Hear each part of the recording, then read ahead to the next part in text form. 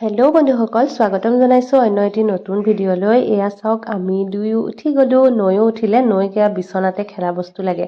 আঁঠুৱা ইফালে উঠোৱাই নাই। তাইক এতিয়া অকণমান ফ্ৰেছ কৰাই দিম। তাই মাতিছে দেখোন আইতাই। মাতা আকৌ। অ' আইতা, আইতা।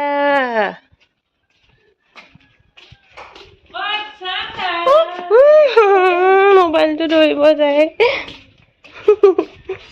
আইতা মাতা, আইতা মাতা। নামাতিলা আইতাক? মোবাইলটো লাগে ন? অঁ, আমি ৰ'দত আহিছোঁ ন ধুনু? ভুম কোনখন? ভুম ভুম ভুম কোনখন? এইখন ভুম। সেইখন ভুম। ভুম কৰা। ভুম কৰা। অঁ, ভুম কৰা। কৰা। কৰা আকৌ।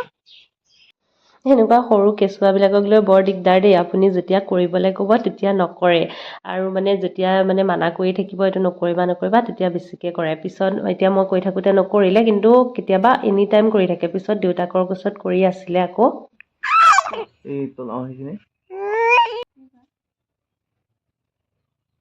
কোৱা। অঁ, ধুম।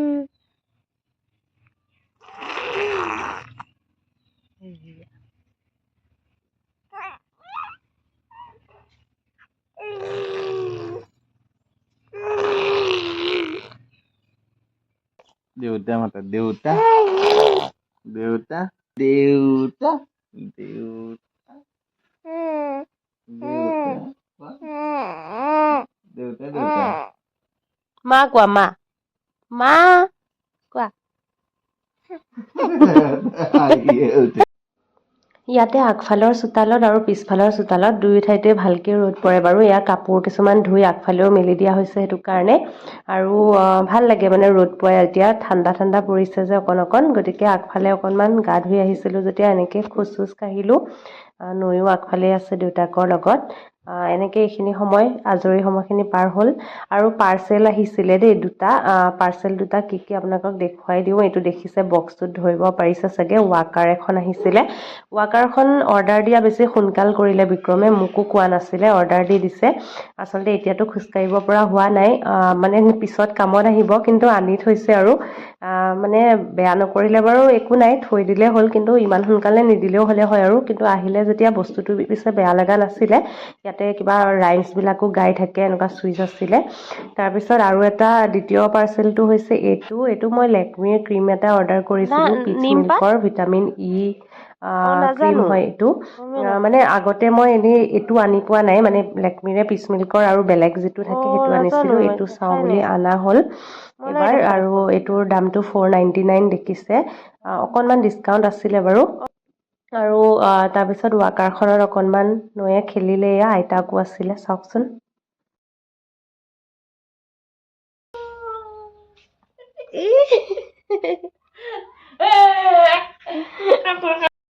আৰু পিছফালৰ চোতালতো এয়া দেখিছে, কাপোৰো মেলা আছে। আৰু মাৰ যে জলফাই আচাৰখিনি যে কৰিবলৈ লৈছিলে, যোৱাবাৰ সিজাইছিলে, এতিয়া দ্বিতীয় পৰ্যায়টো পাইছে, মানে হালধি সানি এয়া শুকুৱাইছে আৰু এইবাৰ ভৰাবৰ হ'ব।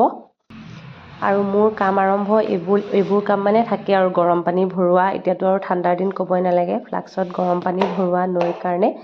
সেইবোৰে কিবা কিবি কৰিলেও মানে ওলায়ে থাকে অলপ পিছে পিছে। এটাত ঠাণ্ডা পানী ভৰাওঁ, এটাত গৰম পানী ভৰাওঁ।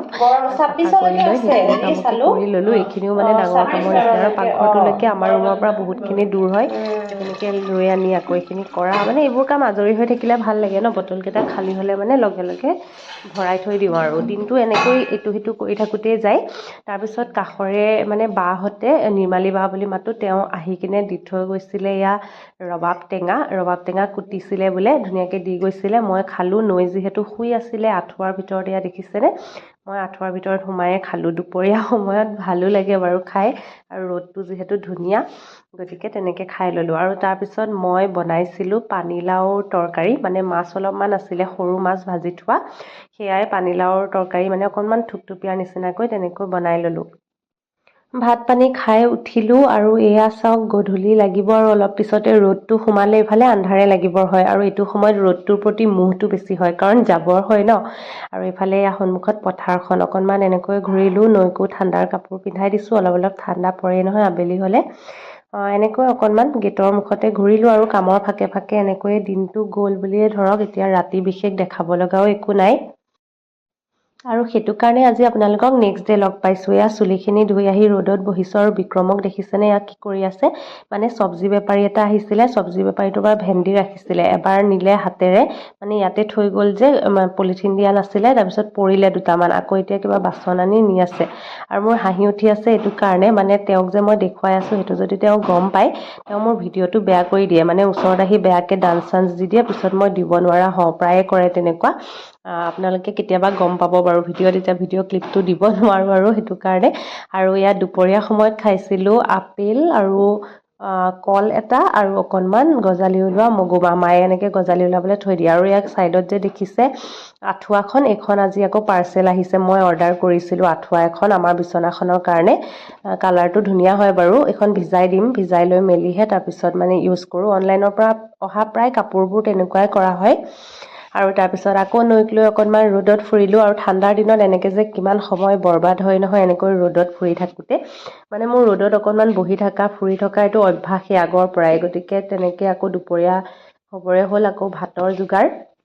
আজি ভাতৰ যোগাৰত কি কি আছিলে দেখুৱাই দিছোঁ। এয়া ফ্ৰাই কৰা পুঠি মাছ আছিলে, ভাত আৰু আচাৰ অকণমান লৈছিলোঁ, আৰু এয়া ছাগলীৰ মাংস আছিলে আৰু লগতে আছিলে দালি, এইখিনিয়ে আছিলে। এনেকৈ আজি খালোঁ, বেলেগ ভাজি আৰু কৰা নহ'লে, মাছ ভাজি আছিলে যিহেতু তেনেকৈ খাই দিলোঁ।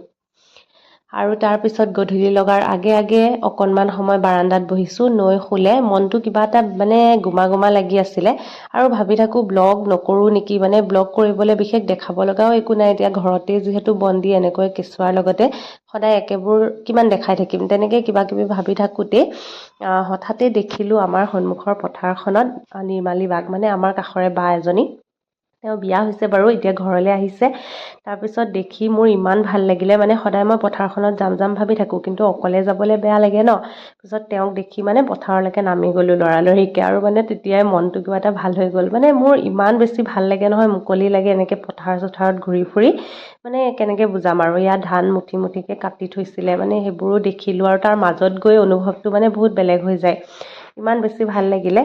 সৰুৰে পৰাই অকণমান মানে স্বাধীন চেতিয়া মনৰ, দেউতাৰ লগত বিলত নদীত মাছ মাৰিব যোৱাৰ পৰা স্কুটিত অকলে উঠাই টাইলছ আনি ইলেক্ট্ৰিকৰ বস্তু আনি ঘৰত কাম কৰা লাগে, গোটেইখিনি কৰা ছোৱালী হয় মই, মানে তেনেকৈয়ে ভাল পাওঁ, নিজৰ মতে চব কৰি মেলি ঘূৰি ফুৰোঁ ন। আপোনালোকে চাগে আগতে দেখিছে, হ'লেও ব্লগতটো গোটেইবোৰ দেখাব নোৱাৰোঁ, কিন্তু তেনেকেই মানে থাকোঁ যে, যেতিয়া ঘৰত বন্দী হৈ একঘেয়ামী হৈ যায় জীৱনটো, অকণমান কেতিয়াবা কেতিয়াবা মনটো বেয়া বেয়া লাগে। আৰু এইখিনি হ'বই বাৰু, হয়নে নহয়, জীৱনৰতো প্ৰতিটো সময়ে বেলেগ বেলেগ। গতিকে এতিয়া মই বেলেগ এটা ষ্টেজত আছোঁ, যিহেতু কেঁচুৱাৰ মাক, গতিকে অকণমান আৰু ডিউটিৰ পৰাও ছুটিত আছোঁ, গতিকে কেতিয়াবা একঘেয়ামী হৈ যায় বাৰু। সেইটো কাৰণে অকণমান পথাৰ চথাৰত ঘূৰি ফুৰিলে মনটোও ভাল লাগে, সেইটো কাৰণে গুচি গৈছিলোঁ বাৰু একো নাভাবি। আৰু তাৰপিছত আমাৰ আলহী এজন আহিল, আলহী মানে আমাৰ কুটু ডাঙৰীয়া, মানে আমাৰ কুটু ডাঙৰ কুকুৰটো যে সেইটো, মতা কুকুৰটো। গতিকে ভাত খাই উঠিছিলোঁ, অলপমান মাংস জোল সানি তাক ভাত কেইটামান দিলোঁ। ঘৰৰজনীয়ে বাৰু খালেই, পোৱালি দুটা যে হৈছিলে সেই মাকজনীক দিয়া হৈছিলে, কিন্তু কুটু নাছিলে, সি অহাৰ কাৰণে তাক দেখি পটককৈ আকৌ ভাতকেইটা সানি দিলোঁ।